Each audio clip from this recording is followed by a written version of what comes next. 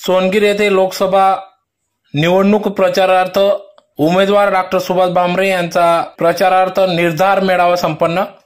याबाबत वृत्त असे की आज दिनांक 5 एप्रिल 2024 रोजी सायंकाळी 5 वाजता धुळे तालुक्यातील सोनगीर येथे लोकसभा उमेदवार डॉक्टर सुभाष भामरे यांच्या प्रचारार्थ आज निर्धार मेळावा संपन्न झाला। या कार्यक्रमाप्रसंगी या ठिकाणी अनेक मान्यवर पदाधिकाऱ्यांच्या उपस्थितीत सदर हा निर्धार मेळावा पार पडला। यावेळेस तिसऱ्यांदा उमेदवारी करणारे डॉक्टर सुभाष भामरे यांची हॅट्रिक होणार असून 5 लाखाहून अधिक मताधिक्याने ते निवडून येतील असा निर्धार या ठिकाणी सर्व मतदार बंधू भगिनी त्याचबरोबर पदाधिकाऱ्यांनी केला आहे। येत्या काळात डॉक्टर सुभाष भामरे यांना भाजपकडून ते उमेदवारी करीत असून त्या संदर्भात आज निर्धार मेळावा संपन्न झाला। तर येत्या निवडणुकीत मोदींना पुन्हा पंतप्रधान करावे यासाठी आपण डॉक्टर सुभाष भामरेंच्या माध्यमातून मोदींना पुन्हा पंतप्रधान करूया असा निर्धार या ठिकाणी सर्व पदाधिकाऱ्यांनी घेतला असून सोनगीर जिल्हा परिषद गटाचे आप्पासाहेब चौधरी, पराग देशमुख, आर.के. माडी सर्व पदाधिकाऱ्यांनी या कार्यक्रमाचे आयोजन केले। तर यासाठी सर्व धुळे तालुक्यातील भाजपचे पदाधिकारी, कार्यकर्ते, मतदार बंधू भगिनी या ठिकाणी मोठ्या संख्येने उपस्थित होते। तर कार्यक्रमाप्रसंगी भाजपचे महामंत्री विजय चौधरी, प्रवक्ते संजय बाबा शर्मा, जिल्हा परिषद अध्यक्ष धरतीताई देवरे, बबनराव चौधरी, जिल्हा परिषद सदस्य राम बदाने, ज्येष्ठ नेते अरविंद जाधव सर, आशुतोष पाटील, बाप्पू खलाने, ज्ञानेश्वर आप्पा चौधरी, संग्राम आबा पाटील, वैशालीताई चौधरी, श्याम सर मोरे, उत्कर्ष भैया रवंदड, आर.के. माडी, बबलू शेठ पाटील, रावसाहेब पैलवान गिरासे, शरद पाटील, डॉक्टर राहुल भामरे, किशोर चौधरी, मगन दादा, राजेंद्र महाजन, तुषार महाले, आर.के. खैरनार, रोहन भामरे आदी सर्व पदाधिकाऱ्यांच्या उपस्थितीत सदर हा कार्यक्रम पार पडला। तर यावेळेस येत्या काळात डॉक्टर सुभाष भामरे यांना पुन्हा एकदा खासदार म्हणून निवडून देऊ व त्यासाठी हा निर्धार मेळावा घेण्यात आला व 5 लाखाहून मताधिक्याने ते निवडून येतील असा विश्वास या ठिकाणी मतदार व सर्व पदाधिकाऱ्यांनी घेतला आहे। या ठिकाणी बाबांना कॅबिनेट मंत्री करतील अशी मला खात्री आहे आणि बाबा तुम्ही काळजी करू नका, जी सगळे कार्यकर्ते तुमच्या पाठीचे आहेत, तन मन धन समर्पित भावनेनं काम करणारे आमचे या ठिकाणी आमचे ग्रामीण भागातील एक सच्चा कार्यकर्ता मायभूमीसाठी लढण्यासाठी या ठिकाणी तयार आहे, काँग्रेसला परास्त करण्यासाठी तयार आहे आणि भारतभूमीला जिंकण्यासाठी सज्ज झाला आहे। तुम्ही काळजी करू नका, बोला सगळ्यांनी एक आवाजाने बोलायचंय, पुन्हा एकदा बोला, पुन्हा एकदा, पुन्हा एकदा हात वरती करून प्रत्येकाने बोलायचंय,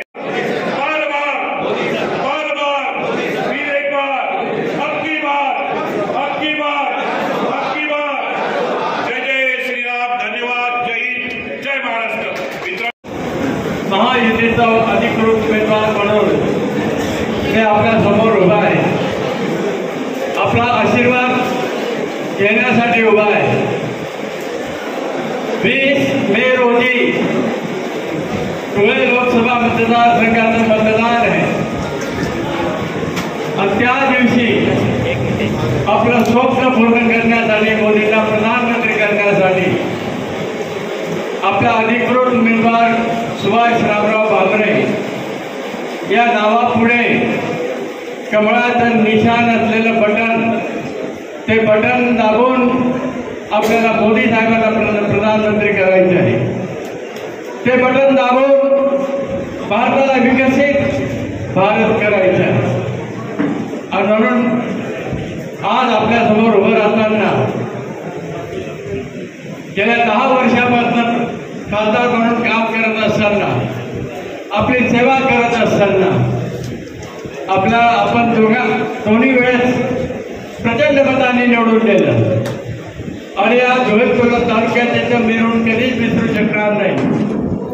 स्वातंत्र्यापासून आतापर्यंत विधानसभेला 1 लाखाचं मताधिक्य कोणालाच मिळालं नाही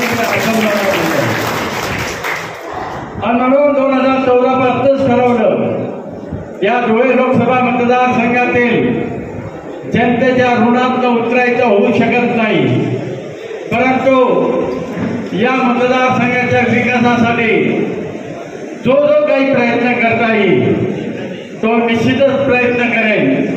आपल्या आशीर्वादामध्ये एवढी ताकद होती की पहिल्याच टर्मला मला संरक्षण राज्यमंत्रीपद मिळालं. ते महाराष्ट्रात आतापर्यंत फक्त कैलासवासी यशवंतराव चव्हाण, शरद पवार साहेब आणि तिसरा तुमच्या खासदाराला. आणि त्या संरक्षण राज्यमंत्रीपदाचा फायदा असा झाला की मोदी साहेबांशी संपर्क वाढला, प्राईम मिनिस्टर ऑफिसशी संपर्क वाढला आणि म्हणूनच जे काही महत्वाचे कामं झाले ते मी करू शकलो. सगळ्यात आधी माझ्या लोकसभा मतदारसंघामध्ये 6 विधानसभा आहे, 2 महाराष्ट्र आहे, शेतकरी राजा आहे. आणि माझ्या शेतकऱ्याला काय पाहिजे असतं? फक्त हक्काच्या 3 गोष्टी. शेतकऱ्याला कुठले भीक नको, हक्काच्या 3 गोष्टी. त्याच्या शेतापर्यंत पाणी पाहिजे, निसर्गावर अवलंबून राहायची त्याची सवय झालेली आहे. त्याच्या शेतापर्यंत पाणी पाहिजे म्हणजे सिंचनाचे सगळे प्रश्न सोडवायला पाहिजे. त्याच्या शेतमालाला रास्त भाव मिळाला पाहिजे आणि त्याचा शेतमाल विकत घ्यायला त्याच्या बांधावर शेतकरी पाहिजे. या त्रिसूत्री कार्यक्रमात मी काम केलं आणि आपल्याला सांगायला आनंद होतोय माझ्या मतदारसंघातील सिंचनाचे सगळे प्रश्न सोडवण्यात मी यशस्वी झालो आहे. हे केवळ आपल्या आशीर्वादावर. धुळे तालुक्यासाठी, शिंदखेडा तालुक्यासाठी बापूसाहेब सगळ्यात महत्वाचा प्रश्न होता सुलवाडे, जामफळ, कानोली लिफ्ट इरिगेशन योजना. काय योजना आहे ही? युती सरकार असताना सुलवाडे आणि सारंगखेडा बॅरेज बांधले गेले. या बॅरेजमध्ये तापीमध्ये पाणी अडवलं गेलं. शिरपूरला जाताना तुमच्या जवळ आहे शिरपूर, किदाडे पुलावरून तापीचं दर्शन घेतलंय का? हात वरती करा, कोणी कोणी तापी बघितले? आज उन्हाळ्यात सगळीकडे पाणी नाहीये. तुम्ही तापीचं दर्शन घ्या. विशाल पात्र आहे, तापी दुथडी भरलेली आहे. कारण ते पाणी अडवलेलं आहे 60 किलोमीटर पर्यंत. ते पाणी सगळं अरबी समुद्रात वाया जातं. गेल्या 70 वर्षापासून कोणीही योजना आणले नाही आणि त्या योजनेचं खरं स्वरूप हे आहे की ते पाणी उचलून या धुळे तालुक्यातील 100 गावाच्या शेतकऱ्यांच्या शेतात नेणं, शिंदखेडा तालुक्यातील 100 गावांच्या शेतात नेणं. आणि ते कसं नेणार शेतात? सुलवाडे बॅरेजला 12 फूट व्यासाचे, 12 फूट म्हणजे काय? आपले अंदाजे 6 फुटी माणूस कोणी सापडत नाही. म्हणजे 6 फुटी माणूस उभा राहिला, त्याच्यावर अजून एक 6 फूट उभा राहिला. एक मारुती मोटार त्या पाईप मध्ये जाईल. अशा 2 पाईपच्या माध्यमातून तुमच्या गावात जे जामफळ धरण होत आहे तिथे ते पाणी टाक.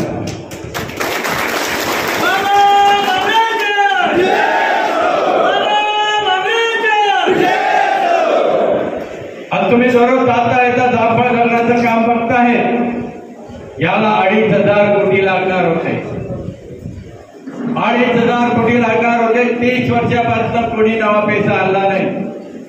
तुम्ही सगळ्यांनी माझ्यावर जबाबदारी टाकली आणि मोदी साहेबांच्या मागे साकडं घातलं. मोदी साहेबांना सांगितलं माझ्या जनतेने मोठ्या आशेने तुमच्याकडे पाठवलेले मला 2,500 कोटी पाहिजे. मित्रांनो, राज्य सरकारचा नवा पैसा न घेता 2,500 कोटी आपण केंद्रातनं घेऊन आलो. 25% मोदी साहेबांच्या निधीतनं आणि 75% नाबार्ड आणि आज जवळजवळ 70% काम झालेलं आहे. एका 1.5 वर्षात जामफळ धरणाचं काम पूर्ण होईल. जामफळ धरणामध्ये पाणी किती असणार आहे? 9 TMC. आपण सगळ्यांनी अक्कलपाडा बघितलंय. अक्कलपाड्याची क्षमता 3.25 TMC आहे आणि जामफळची 9 TMC म्हणजे अक्कलपाड्याच्या 3.5 पटीने मोठं धरण. आणि पैसा अभावी काम थांबणार नाही आणि थांबलेलं नाही. अति करोनामध्ये सुद्धा काम थांबलेलं नाही. आणि म्हणून याच्या माध्यमातून या जामफळ धरणातून ग्रॅव्हिटीने शिंदखेडा तालुक्यातील 100 गावांना ते पाणी पोहोचेल आणि धुळे तालुक्यातील 9 MI टँक आणि 3 नवे MI टँक बाबरे पिंपळे कुंडाणे बाबरे पिंपळे कुंडाण्याचे इतर लोकांना उद्याच्या बैठकीत असतील तिथे व्यवहार नाही. अशा पद्धतीने 3 नवीन आणि जुने 9 अशा पद्धतीने येणाऱ्या काळात धुळे तालुका शिंदखेडा तालुका सुजलाम झाल्याशिवाय राहणार नाही. आपलं दुसरं धरण करणार नाही. 40 वर्ष लागले असतील पण याला 5 वर्षात तापीचं पाणी तुमच्या शेतामध्ये आणल्याशिवाय स्वस्त बसणार. अक्कलपाड्याचे शेवटचे पैसे प्रधानमंत्री कृषी सिंचाई योजनेच्या माध्यमातून मोदी साहेबांकडनं 500 कोटी रुपये आणून ते पूर्ण केले. अजून 100 कोटी रुपये आणून अक्कलपाड्याची क्षमता 40% वाढवणार आहोत आपण भैया. आणि अशा रीतीने धुळे तालुक्यातील सिंचनाचा प्रश्न कायमस्वरूपी सुटणार आहे. पण दुसरा माझा विचार होता सिंचनाचे तर प्रश्न संपलाय.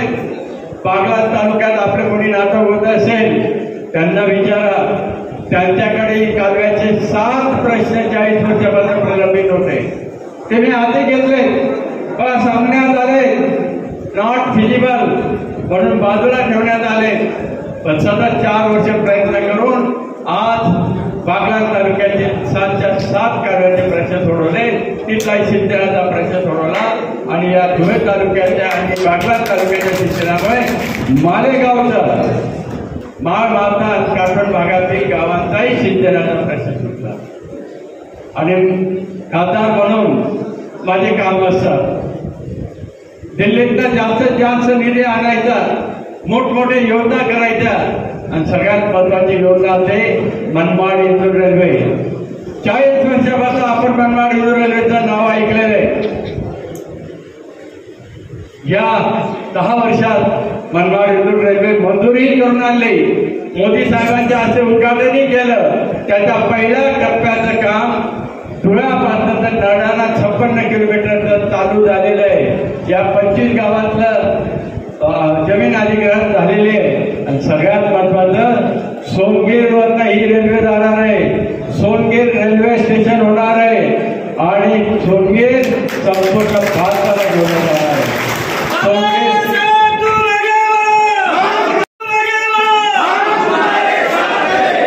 सोनगीर हे व्यापाऱ्यांचं गाव आहे, बाजारपेठ आहे. आणि व्यापाराला काय पाहिजे असतं? व्यापाराला प्रगती पाहिजे असते. व्यापाराला पाहिजे असं शांतता पाहिजे. कुठं बॉम्बस्फोट नको, कुठं युद्ध नको. मोदी साहेबांची ताकद बघा. 2 राष्ट्र युद्ध करतात.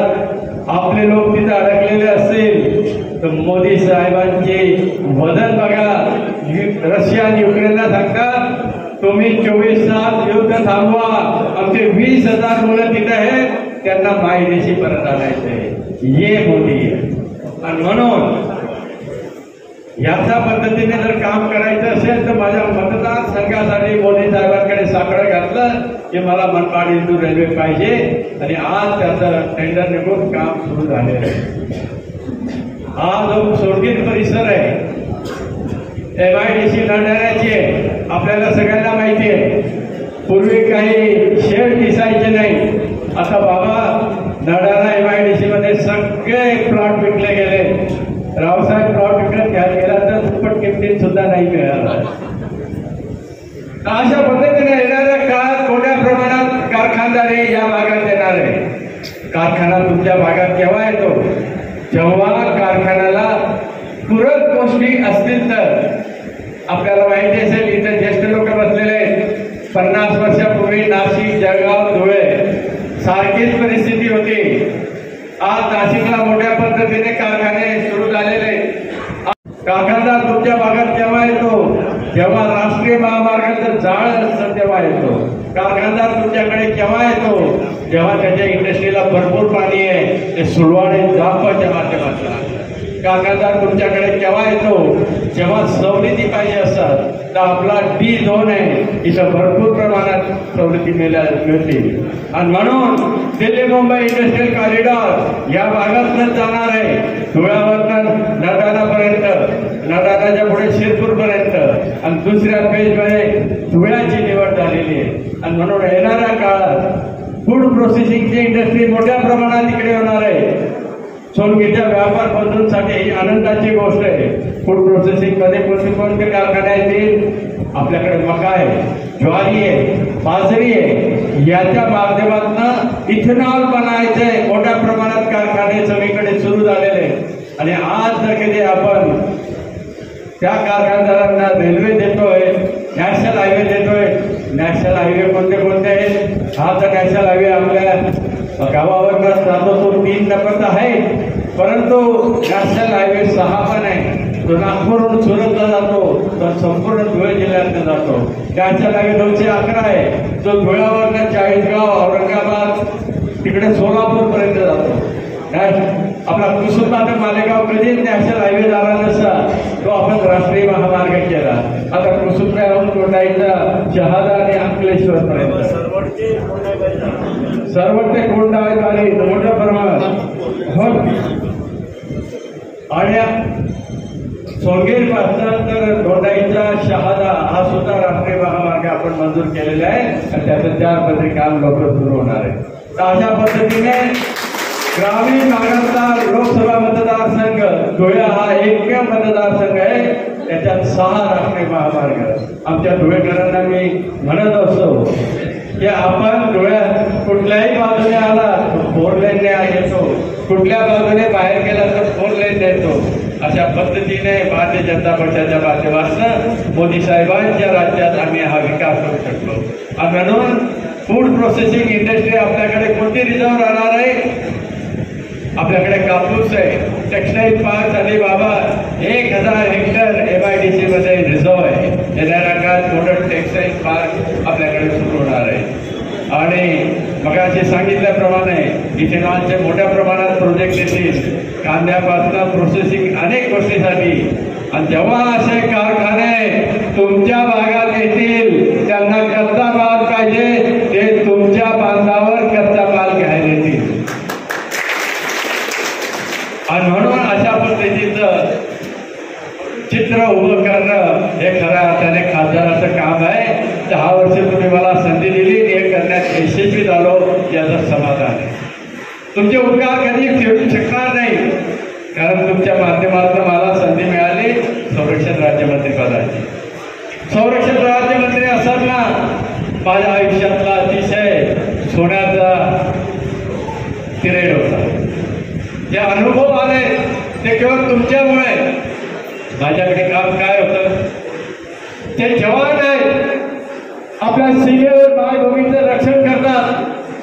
त्या जवानांना काय लागतं, त्या जवानांना भेटी द्यायच्या, त्यांना जे जे काही पाहिजे असेल त्याची व्यवस्था करायची, अशी संरक्षण राज्यमंत्री म्हणून माझ्यावर जबाबदारी होती. आणि म्हणून ही जी सीमा आहे, पाकिस्तानची सीमा, स्वातंत्र्य मिळाल्यापासून आजपर्यंत असा एक दिवस उजाडला नाही त्याच्या सीमेच्या पलीकडनं गोळीबार झाला नाही. असा एक दिवस उजाडला नाही की तिकडनं मॉर्टर आला नाही आणि आपल्या जवानांना जखमी केलं नाही.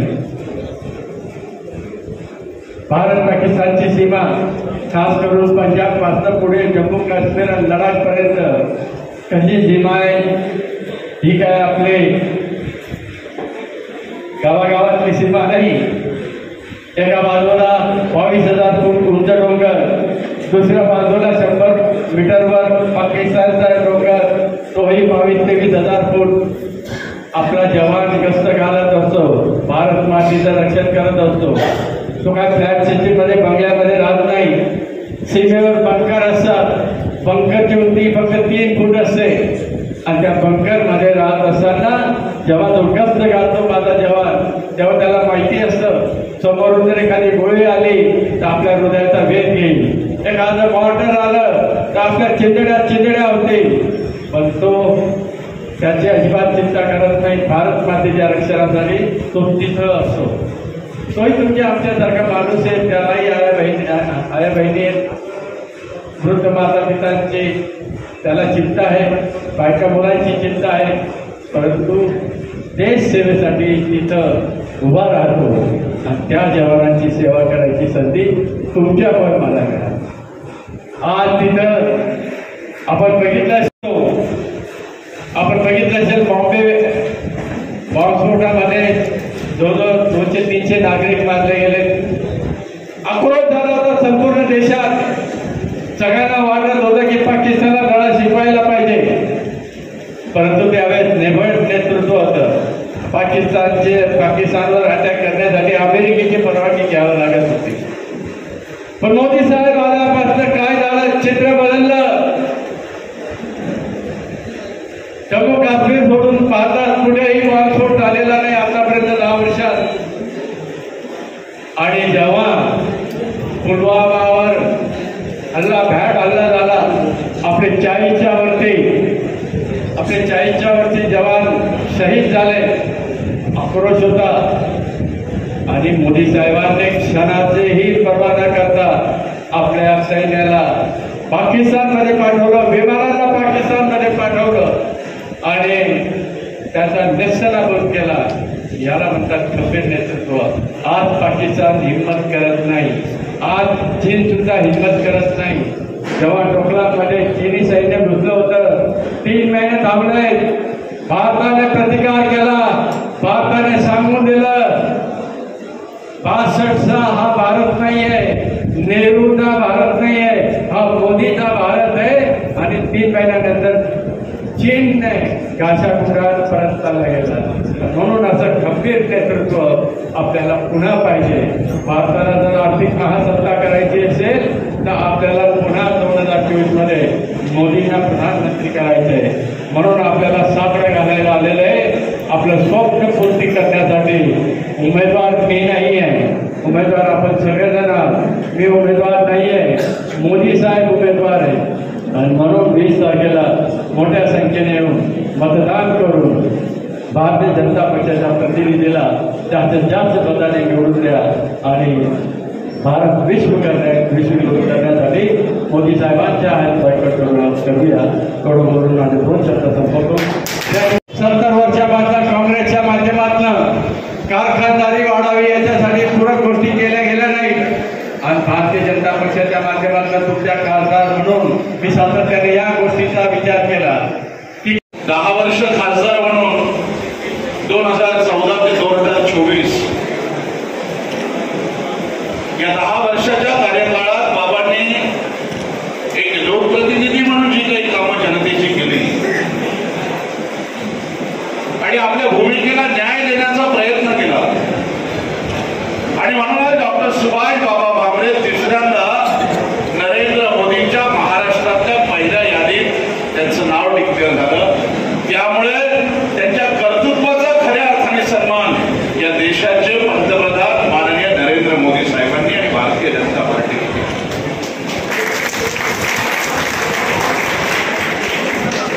एक सर्जन म्हणून बाबा काय आहे, त्यांच्या 30 वर्षाचं सर्जन म्हणूनचं सगळं जीवन परिचय तुमच्या समोर आहे. पण 10 वर्ष राजकारणात खासदार म्हणून काम करत असताना बाबांनी जे काही केलं, 3 वर्ष 4 वर्ष मंत्री पण राहिले, परंतु सत्तेची हवा कधीही बाबांनी आपल्या डोक्यात शिरू दिली. 2, 4, 5 वर्ष एखाद्या छोट्या निवडणुकीत माणूस सत्तेची खुर्ची काय भोगतो आणि त्याच्या डोक्यात जो अहंकार शिरतो आणि त्यामुळे माणसं ही खूप कमी काळात राजकारणातून संपून जातात. आज डॉक्टर सुभाष बाबा भामरेंच्या समोर या देशामध्ये 60 वर्ष सत्ता भोगणाऱ्या काँग्रेसला उमेदवार मिळू शकत नाही. या महाराष्ट्रातला हा एक इतिहास आहे.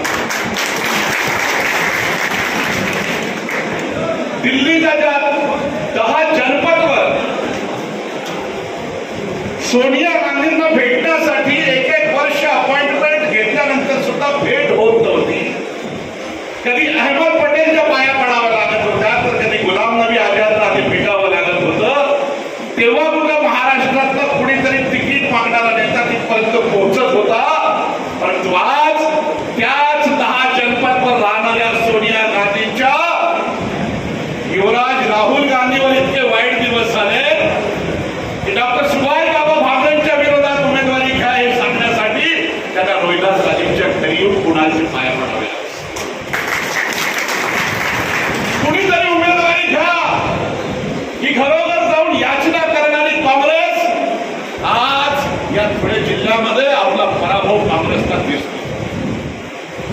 कधी कुठे शोभा बच्छावचं नाव पुढे येतं, तर कधी कुणाचं नाव पुढे येतं, परंतु डॉक्टर सुभाष भामरेंच्या समोर उभं राहण्याचं धाडस या मतदारसंघात त्यांच्या कार्यकर्तृत्वामुळे कुणाच्याही मनामध्ये निर्माण झालेलं नाही आहे. लाख चाहकर भी मिटाना पाओगे मेरी शख्सियत को तुम,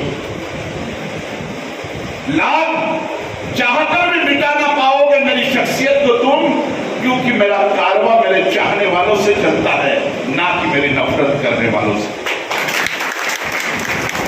आणि बाबांनी आयुष्यात आपल्यावर प्रेम करणाऱ्या लोकांचा जनसमूह जथ्था मागे वळवला. तिसऱ्यांदा जेव्हा बाबांना तिकीट मिळालं, तिकिटाच्या मागणीसाठी अनेक लोक, भविष्यात त्यांना मिळेल, परंतु आज 2500 कोटीचा प्रकल्प बाबांनी जेव्हा तुमच्या मतदारसंघात आणला, त्या सटाणा बांगलांमध्ये करोडो रुपयांची कामं आणली. 50-60 वर्षापासूनचा प्रलंबित असलेला रेल्वे प्रश्न बाबांनी चुटकीसरशी सोडवला आणि पहिला 53 किलोमीटरचा रस्त्याचं त्या रूळ टाकण्याची सुरुवात झाली. जमिनीचं अधिकरण झालं.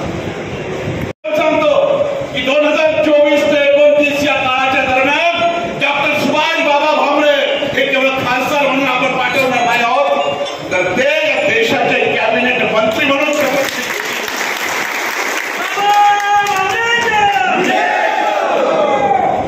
चांगली माणसं राजकारणात जगली पाहिजे, चांगली माणसं राजकारणात तरली पाहिजे.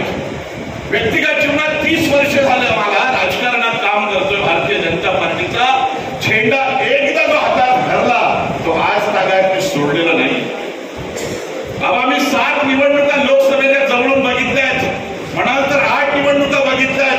अगदी कुंवरसिंग फुलजीच्या पहिल्या निवडणुकीच्या प्रचारापासून, गोविंद भाऊच्या प्रचारापासून, तर साहेबराव बागुल, रामदास गावे आणि त्याच्यानंतर प्रतापदादा सोनवणे तुमच्या 2 निवडणुका.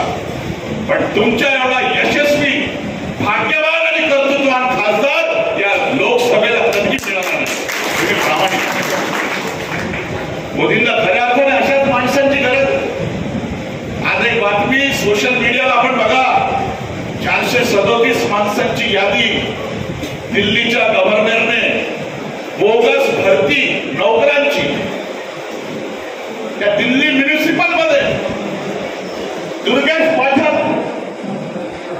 आणि आचल पाठक त्याची पत्नी. दुर्गेश पाठक कोण? केजरीवालचा प्रथम सल्लागार. दिल्लीमध्ये कुणाला तिकीट द्यायचे तर आधी दुर्गेश पाठकला भेटायचं. 1,25,00,000चं पाकिट दुर्गेश पाठकला 2 कोटीचं पाकिट द्यायचं आणि मग केजरीवाल त्याला तिकीट म्युनिसिपालिटीचं देईल किंवा आमदारकीचं देईल.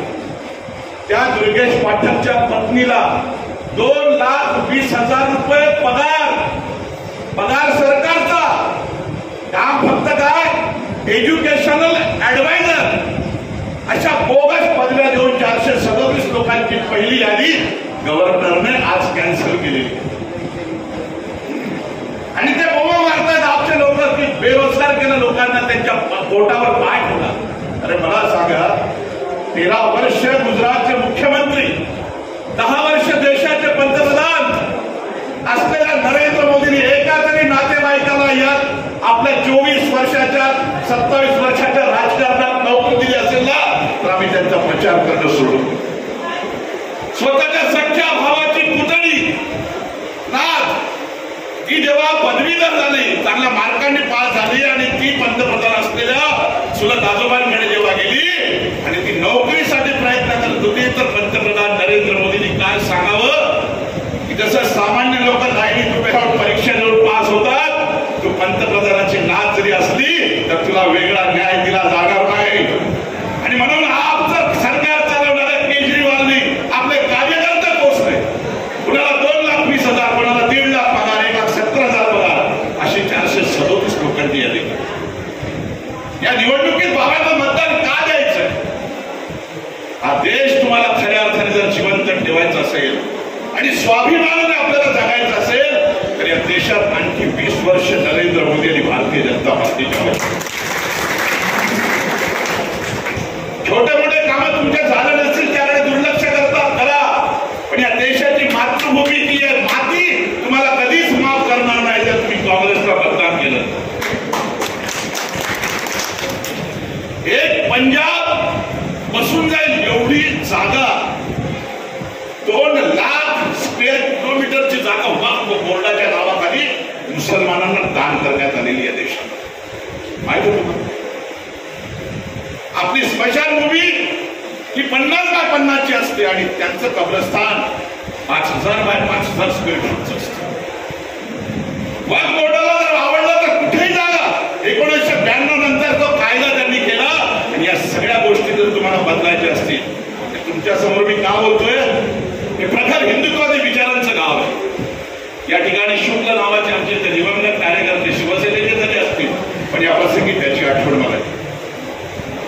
रवी काय नाव त्याचं, किशोर शुक्ल. तर प्रखर हिंदुत्वादी गाव असलेलं हे सोनगीर आणि या सोनगीरमध्ये बैठक चालू आहे. म्हणून यावेळेस भारतीय जनता पार्टीला मत म्हणजे देशाच्या अस्मितेला मत आहे, देशाच्या स्वाभिमानाला मत आहे. चीन आणि पाकिस्तान सारखे शत्रू आपल्यावर डावकारण बघतायत, त्यांचे डोळे काढून घेण्यासाठी ते मत आहे. लक्षात ठेवा. आणि म्हणून पहिल्यांदा 2024 मध्ये या देशाच्या मातीकरता, या भारताच्या मातृभूमीकरता मतदान करा आणि भारतीय जनता पार्टीचे उमेदवार म्हणून डॉक्टर सुभाषबाबा भामरेंना प्रचंड मतांनी निवडून. हा या लोकसभेचा इतिहास घडवणार आहे. आपल्या धुळे ग्रामीण जिल्ह्यामध्ये संजू बाबा 2 विधानसभा क्षेत्र येतात. एक शिंदखेडा मतदारसंघ आणि एक धुळे विधानसभा मतदारसंघ. गेल्या वेळेस आपल्याच विधानसभेचे आमदार मान्य कुणाल पाटील हे उभे होते. विद्यमान आमदार बाबांच्या समोर उभे असताना बाबांना 1 लाखाचं मताधिक्य मागच्या 2019च्या निवडणुकीमध्ये मिळालं. आणि शेजारच्या आपला विधानसभा शिंदखेडा मतदारसंघ त्या ठिकाणी जवळपास 52,000चं मताधिक्य आपल्याला मिळालं. बाबा पण या ठिकाणी 5 लाखाची मताधिक्याची अपेक्षा केली. निश्चितपणे 5 लाखाच्या पुढे गेल्याशिवाय आपण राहणार नाही. कारण विधानसभेचं मी जिल्ह्याचे अध्यक्ष म्हणून या ठिकाणी खात्रीपूर्वक अभ्यास करून मी या ठिकाणी बोलतो बाबा की गेल्या वेळेस आपल्याला धुळे विधानसभा मतदारसंघामध्ये 1 लाखाचं मताधिक्य होतं. आता 1.5 लाखाच्या पुढे मताधिक्य आपल्याला मिळाल्याशिवाय राहणार नाही. आणि शिंदखेडा मतदारसंघ त्या ठिकाणी सातत्याने 4दा आमदार म्हणून काम केलेलं आणि जयकुमार होळकर तो मतदारसंघ आहे. आणि त्या मतदारसंघामध्ये सुद्धा 1 लाखाच्या पुढे मताधिक्य असेल असं मला विश्वास आहे. म्हणजे 2 विधानसभेमध्ये जर 2.5 लाख मताधिक्य आपल्याला या ठिकाणी मिळू शकतं तर उरलेले बाबा 4 विधानसभा आहेत त्याच्यामध्ये 2.5 लाख आपल्याला मताधिक्य मिळणार नाही. म्हणून 5 लाखाचं पुढे मताधिक्य हे मिळाल्याशिवाय बाबांना राहणार नाही असं माझा राजकीय या ठिकाणी अभ्यास आहे. या ठिकाणी जिल्हा परिषद भारतीय जनता पार्टीची, सर्व पंचायत समित्या या भारतीय जनता पार्टीच्या, या ठिकाणी ज्या महानगरमध्ये आपला मतदारसंघ विधानसभा मतदारसंघ आहे त्या ठिकाणी महापौर कोण होतं, सर्वाधिक जास्त नगरसेवक हे भारतीय जनता पार्टीचे होते. या ठिकाणी इतकं चांगलं पोषक वातावरण या जिल्ह्यामध्ये आहे. म्हणून या जिल्ह्यामध्ये निश्चितपणे 2.5 लाखाचं मताधिक्य या ठिकाणी मिळेल. वेळ खूप झालेला आहे.